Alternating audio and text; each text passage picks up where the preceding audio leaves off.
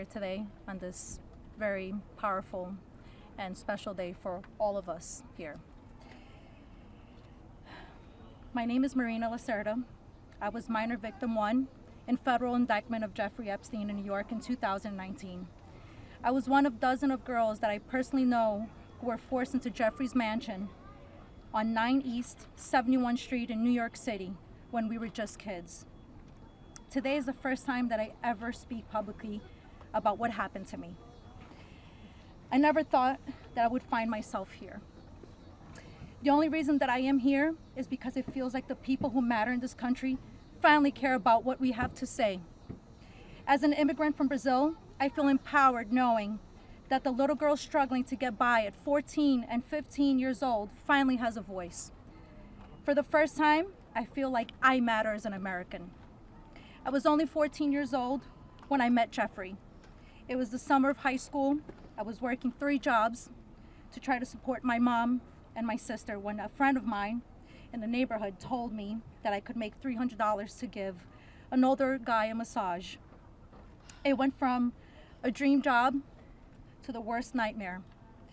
Giuffre assistant Leslie Groff would call me and tell me that I needed to be at the house so often that I ended up dropping out of high school before 9th grade.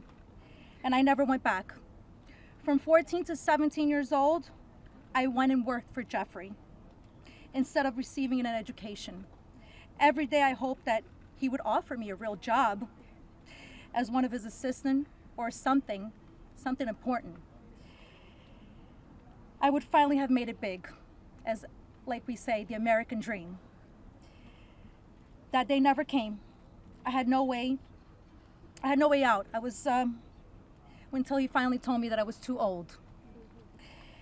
There are many pieces of my story that I can't remember, no matter how hard I try. The constant state of wonder causes me so much fear and so much confusion. My therapist says that my brain is just trying to protect itself, but it's so hard to begin to heal knowing that there are people out there who know more about my abuse than I do. The worst part is that the government is still in possession right now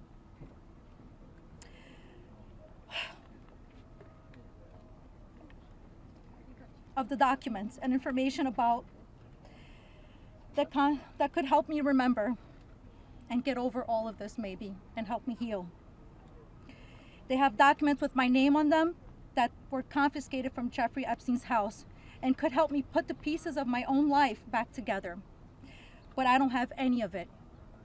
And I know the same is true for many of these women.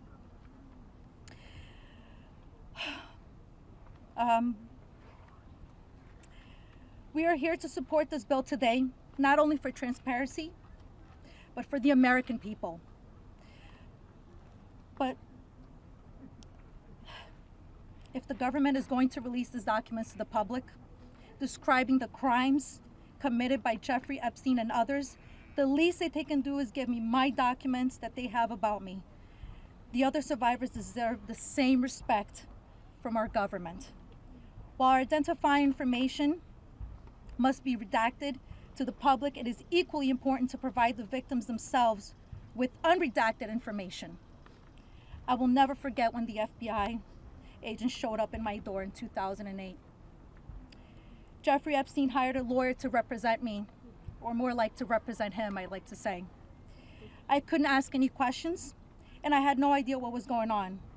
I was terrified. Until today, I think most of us are still terrified. I thought somebody was going to kill me. I thought something was going to happen to my sister or my mother. It went further out to even maybe thinking something would happen in Brazil with my family. And then one day, the lawyer said that everything was just gonna go away. Like nothing happened. I didn't need to testify. When I asked him why, he gave no explanation. That was it. So why? Why was I never called to testify then? We could have saved so many women. We could have saved so many lives from being abused. Why did he get away with it in 2008? Why was he able to go on in the abuse with hundreds of girls after the Florida investigation? Why didn't they let me testify to help stop him? Our government could have saved so many women, but Jeffrey Epstein was too important and those women didn't matter. Why? Well, we matter now. We are here today and we are speaking and we are not going to stop speaking. Today, I stand here with the women who have really helped me to find the strength to come out and come forward to share my story for the very first time. Together, we are stronger than ever. While she may not be with us, Virginia Roberts, we will continue to use our voices to strengthen yours always. Thank you.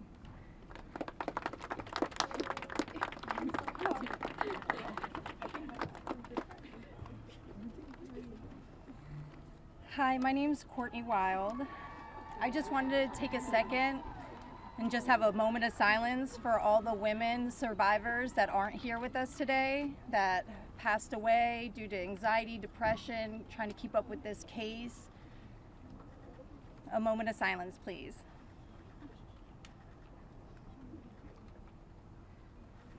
Thank you. My name is Courtney Wild. I was only 14 years old when I was introduced to Jeffrey Epstein by a 13-year-old friend of mine. The details of the abuse that he inflicted on me for years is not important today. In 2028, I was cooperating with the federal government in the investigation of Jeffrey Epstein. They sent me a letter telling me to be patient because this was going to be a lengthy investigation, but at the same time, they refused to talk to me and tell me what was going on. So I hired an attorney, Brad Edwards, because I was hopeful to get some answers. When I walked into his office at 19 years old, Brad sued the government for refusing to tell me what was going on under the Crime Victims' Rights Act. The only reason anyone ever found out that the government had already given Jeffrey Epstein immunity through the non-prosecution agreement was because our lawsuit forced the government to tell us. Otherwise, nobody would even know that today. Sometimes it's hard to believe that I had to sue the United States just to learn that my abuser was given immunity. I started as Jane Doe, but I decided I was proud enough to take on our country, and I was on the right side of history. We fought the government for 10 years to prove that the government violated our rights as crime victims and the crime victims' rights in order to protect a pedophile. We had to win the 11th Circuit Court Appeals to force the government to turn over thousands of pages of emails between Jeffrey Epstein and the government. Those emails provided the proof that the government worked very hard with Jeffrey Epstein to violate our rights. Why? Why did the government work so hard to protect Jeffrey and not so hard to protect me and my other innocent friends? Why was Jeffrey so important to the government, and why was I so insignificant? Why did nobody but our lawyers care before now? It seems people have only started to care because of Twitter and politics. But I would like to say this has nothing to do with politics. This is not a blue thing or a red thing. This is an everyone thing. We can all agree on this. The injustice that has happened here. Multiple, over and over. Everybody that talks about this just seems to make it worse. We need transparency. It's time for us to see beyond the curtain. Why was Jeffrey Epstein so protected? Who is still being protected? And who protected them all, so the world can understand how Jeffrey was able to abuse so many of us for so long. I was lucky to have Brad Edwards, Brittany Henderson, and Paul Cassell take on my case pro bono and fight fearlessly over 20 years' time. I would like to thank them, and I'd also like to ask the Trump administration to please sign off on the Crime Victims' Rights Reformed Act, the Courtney Wild Crime Victims' Rights Reformed Act that's we're trying to get passed here, so we can close the loopholes in the CVRA case that Epstein's attorney used to their benefit to get away with this. Thank you so much.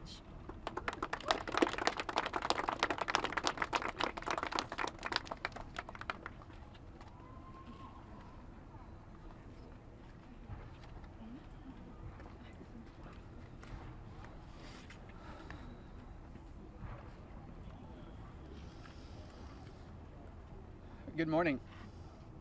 First and foremost, we want to extend our deepest gratitude to Brad and Brittany Edwards, Congressman Massie and Khanna, and above all, the brave survivors who have entrusted us with the privilege of speaking today on behalf of Virginia. Robert's Giuffre, as her family. We are here today because we support H.Res.581, the Epstein Files Transparency Act, in its entirety. But as much as this bill is about shining a light on truth, it's not just about the bill. This is about justice. This is about survivors. This is about justice against the rich and powerful who have stolen something from these women and many children at the time, their freedom. The freedom to live their life without mental and physical scars that have been inflicted upon them by those who thought they were untouchable. The same freedom that these monsters took from these survivors, they should never be afforded. They should never be allowed to continue their lives with impunity. Let's be clear, this is not a political issue. This is not about left or right. This is about humanity. This is about doing what's right. And this is about ensuring that the future we leave behind isn't one where the powerful can hide behind their wealth, their influence, and their money to evade justice. Our plea to you, whether you're a dad, a mom, a brother, or a sister, look your young ones in the face, look them in the eye, and tell them you didn't stand against the very people who raped, molested, and preyed upon children and young women. Tell them you were willing to negotiate a deal. Money should never be what makes something right or wrong. If you vote no, your stance will be clear. You will be choosing to stand on the side of the rich and powerful, allowing money to buy your way out of the consequence. But here's my one ask. Look these survivors in the eye and tell them why. Then, look the people of the United States in the eye and tell them why. And then, when you're alone, look yourself in the mirror and ask yourself why. Virginia said it best, and I quote, "I have physical and mental scars that will never heal. I have memories that will never go away. They say time can heal, but this won't. Not until the justice system makes an example out of these people with so-called privileges. I just call it money. The only time I can begin to heal is when their freedom is taken from them, just like they did to me and literally thousands of other victims. The survivors of this horrific abuse are watching. The American people are watching. And history is watching. Which side will you be on?" Thank you.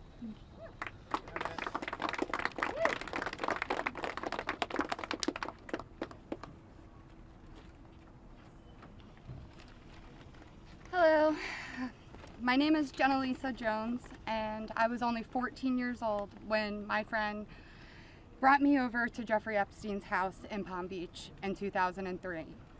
I had a terrible home life, but I was such an innocent kid then. I always did my best in school, and I had such a positive outlook on life. Until that day that I met Giuffre, I have never been more scared in my life than I was that first time that he hurt me. I remember crying the entire way home, thinking about how I couldn't ever tell anyone about what actually happened in that house. This guy was so rich and had so many pictures with so many famous people, and no one would have ever believed me if I told them. I want to thank Congressman Rowe and Congressman Thomas Massie for having me here today. It was really hard for me to find my voice and to become strong enough to speak about my abuse. I didn't come forward until 2019, and even then it was like I was afraid of a ghost. I know that I was just a little kid, but sometimes I still feel like it is my fault that this happened. Being given the opportunity to speak at the United States Capitol building about something that is so important, not just to me and the women before you, but to the entire country. Together, we can finally make a change, and that is Thanks to the people like these two congressmen and their teams who actually care about the victims. If you are a member of Congress and you are listening to all of us speak here today, please really listen to us. Please vote for this bill to be passed. Please recognize how important it is for transparency relating to Jeffrey Epstein. Whether you are a Democrat or a Republican, this does not matter. This is not about sides. You are an American and you are a person who has chosen to serve in an elected position to stand up for those you represent who cannot always stand up for themselves. We are those people. We are the Americans that you promised to protect. And we need your help. Please, President Trump, pass this bill and help us. Make us feel like our voices are finally being heard. Thank you.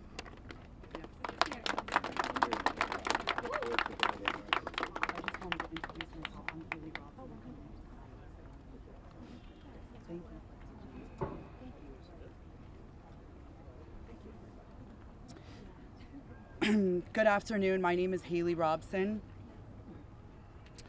I was a 16-year-old high school student athlete who made good grades and had high aspirations for college when I was recruited and asked by a classmate of mine alongside with a 20-year-old male if I wanted to give an old rich guy a massage. But what high school girl would not want to do that? That day changed my life forever. And when I got into the massage room, Jeffrey Epstein undressed and asked me to do things to him. My eyes welled up with tears, and I have never been more scared in my life. When it was over, he paid me $200 and requested in exchange that I bring a girl each time to make another $200. I told him I did not want to do that, and then he gave me an ultimatum. Either you come here and massage me when I call you, or you bring me friends of yours to massage, and I will give you $200 per girl for each time she comes. I felt and hoped to never hear from him again, but he called me every day. He was so wealthy and powerful, and he would not let me go. I felt I had no choice. If I disobeyed him, I knew something bad would happen. So knowing I did not want to be sexually abused, I started to bring him other girls from my high school, and he paid me $200 for bringing them. I just hoped each time it would be the last time. One day, the stepmom of one of the girls brought him and called the police on Jeffrey Epstein. The police then called me in for questioning. I had told them the truth despite the fact that I was a teenager and a minor, and I was able to tell the police the names of all the other victims. The police treated me like a criminal. I had, by this time, had turned 18. I had been with Jeffrey since I was 16 and for 2 years. So they had told me So they told me I was going to be arrested. My name was then distributed to the press as a co-conspirator of my abuser, who I detested. My entire world was crashing in around me, and I started being threatened and bullied, till this day still receiving death threats. I was singled out and for many years had to suffer a smear campaign of lies about me because of the way that I was portrayed by the press. The press made me out to be a predator when I was just a 16-year-old little girl who was sexually abused by a powerful man and an evil man. For years, I had no friends. My boyfriend was murdered, and there was nowhere to turn. The government, after investigating more, learned that I was true a victim, but the damage was done and it was too late. There was no way to undo the harm the press had caused me. In 2019, I met Brad Edwards and Brittany Henderson.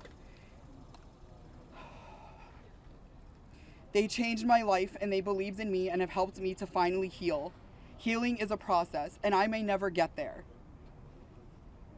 But the passage of this bill requiring the government to produce all the evidence that it has gathered on Jeffrey Epstein and Ghislaine Maxwell is a huge component of healing for me and for the many other women who have suffered for so long. For many reasons. First, we and the rest of the world need answers. Why was he so protected? And why didn't anyone ever care to stop him?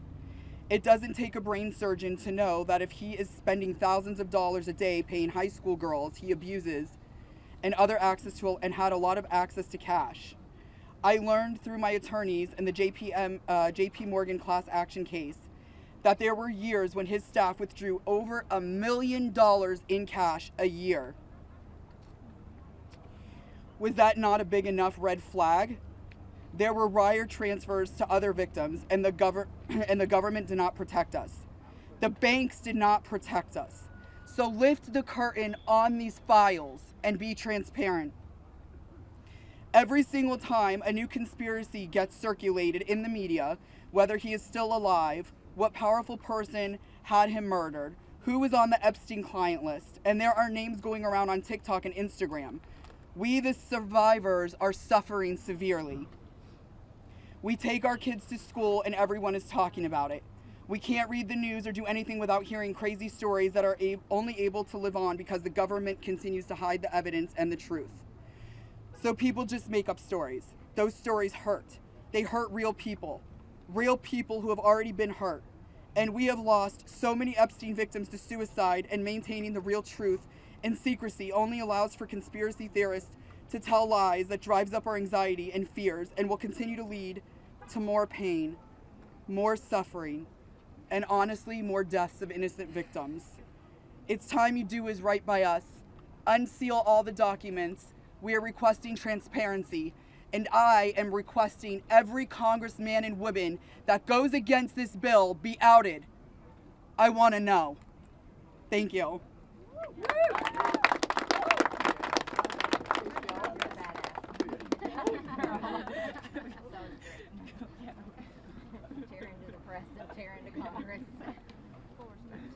Hi there, my name is Lisa Phillips, and I'm the host of a award-nominated podcast called From Now On, a platform supporting survivors.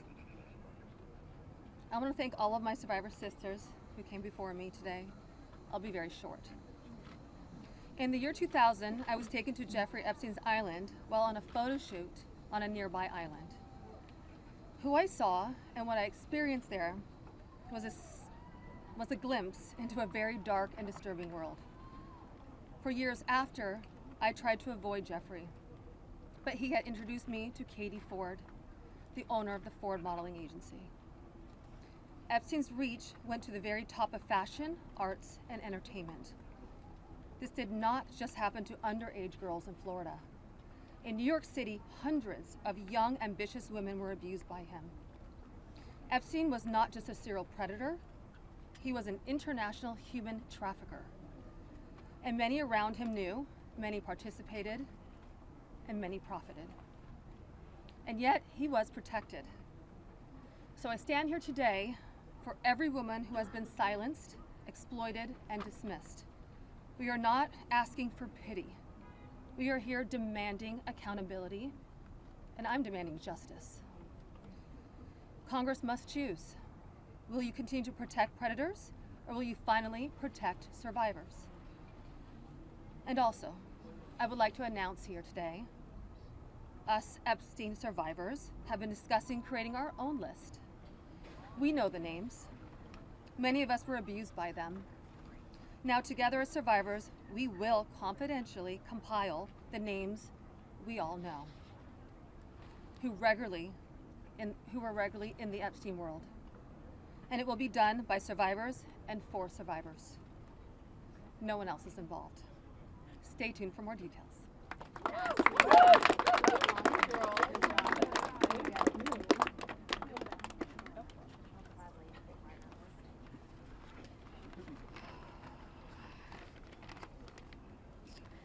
Hello, my name is Shantae Davies, and I'm here before you today as a survivor of decades of pain, trauma, and betrayal at the hands of Ghislaine Maxwell and Giuffre Epstein, and the people who enabled them, and a government that for far too long refused to help.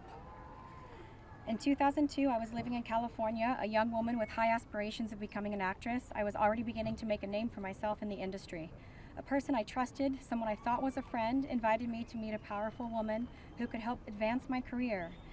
That woman happened to be Ghislaine Maxwell. I was asked to give her a massage, though I had almost no experience, and when I did, she praised me and promised introductions to someone enormously powerful, someone who could change the course of my life, and that man was Giuffre Epstein. At first, I was an excited young woman on top of the world, Epstein flew me to his private island. He listened to my dreams, promised to help, but his promises came with a catch. The abuse began. He told me to keep it secret. He manipulated me with quid pro quo I did not consent to, but I felt I had no one to turn to. He was too powerful. I was just one of the many young women trapped in his orbit. I was even taken on a trip to Africa with former President Bill Clinton and other notable figures. In those moments, I realized how powerless I was. If I spoke out, who would believe me? Who would protect me? Epstein himself was the most powerful leader of our country. Epstein surrounded himself, with the most powerful leaders of our country and the world. He abused not only me, but countless others, and everyone seemed to look away. The truth is, Epstein had a free pass. He bragged about his powerful friends, including our current president, Donald Trump. It was his biggest brag, actually. And while what I endured will haunt me forever, I live every day with PTSD. I live as a mother trying to raise my child while distrusting a world that has betrayed me. This kind of trauma never leaves you. It breaks families apart. It shapes the way we see everyone around us. But one thing is certain, unless we learn from this history, monsters like Epstein will rise again.